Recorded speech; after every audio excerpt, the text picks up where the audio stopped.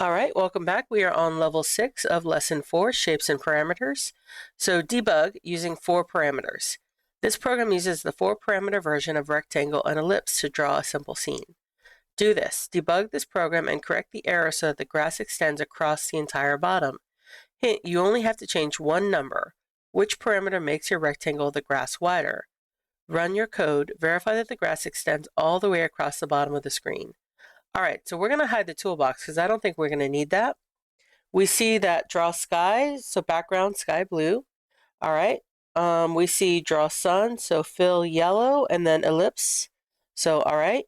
And then we see draw grass, fill green from rectangle 0, 300, 200, 100. So let's see what happens. All right, so we see it starts at 0 on the x-axis, and we see that it starts on 300 on the y-axis.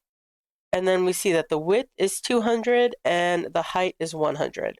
So what I need to do is I need to change the 200 for the width to, let's try 400 and see if that works. All right, so we've got reset, run, there we go. And the reason I chose 400 is if we come over and click this, we can see that the x-axis goes all the way across to 400. All right, so we're going to click the orange finish button, and I will see you on level 7. We're getting through this.